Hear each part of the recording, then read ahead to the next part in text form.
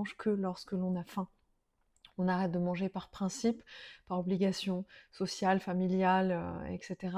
On mange quand on a faim et à l'inverse, à contrario, on ne mange pas quand on n'a pas faim.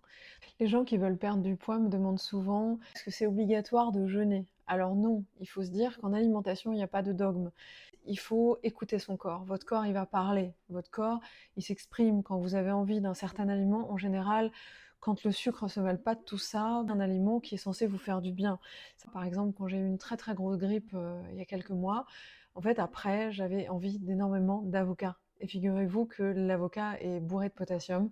Et à la prise de sang, ben, en fait, oui, j'ai observé que j'avais une petite carence en potassium, ou en tous les cas, c'était moitié moins élevé que d'habitude. Donc, votre corps, une fois que vous arrêtez de le sursolliciter avec tout simplement de la drogue, hein, qu'est-ce qui se passe? Ben, en fait, il va vous parler, il va vous demander certaines choses et vous allez devoir l'écouter. Donc ça, c'est le premier truc. Donc logiquement, oui, le jeûne, je le conseille, c'est quelque chose de très bien. Je le conseille aussi sur des durées courtes parce qu'au-delà, il faut que ce soit quand même médicalement encadré. Je trouve ça très dangereux, encore plus quand on ne s'hydrate pas.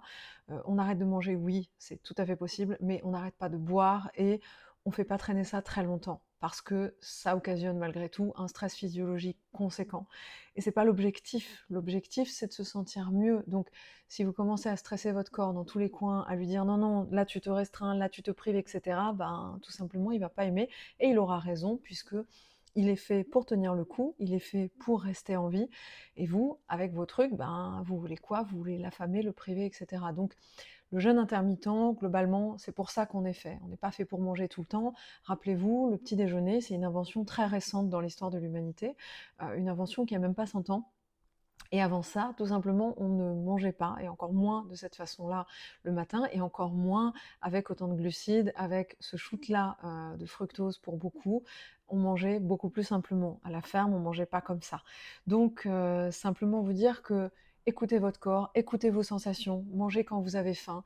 Votre corps, une fois que vous aurez dégagé le sucre de son, comment dire, de son carburant principal, il va recommencer à fonctionner normalement. Des choses peut-être pour certains d'entre vous que vous avez jamais connues. En tout cas, moi, ça a été le cas. C'est-à-dire que je me suis rendu compte que, je faisais tout bien, vous voyez, comme une bonne élève, je faisais bien tout ce qu'il fallait. Sauf que c'est un peu plus compliqué que ça, la santé et le bien-être, et il faut pas écouter les gens qui vous disent: «Voilà, vous faites tel café avec tel truc et tel truc et tel truc». Non, on fait attention à ce qu'on met dans son corps, d'accord? On fait attention aussi à l'écouter, à le respecter, à arrêter de le forcer tout le temps, tout le temps, tout le temps. Et c'est pas parce qu'il y a des calories qu'on est obligé de le manger, d'accord? On va pas se mettre à manger de la terre, du bois, du sable ou du pétrole, OK? On fait attention à ce qu'on met là-dedans,